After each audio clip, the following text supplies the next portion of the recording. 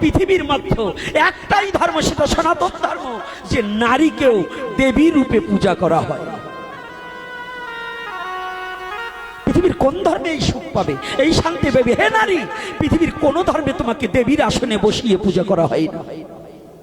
একটাই ধর্ম, সেটা সনাতন ধর্ম, যে ধর্মে নারীকে দেবীর আসনে বসিয়ে পূজা করা হয়।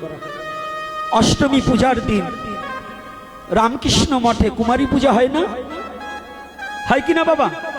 তাই কুমারী পূজার দিন কোনো মেয়েকে বসায় না? তাহলে তুমিও মেয়ে, সেও মেয়ে।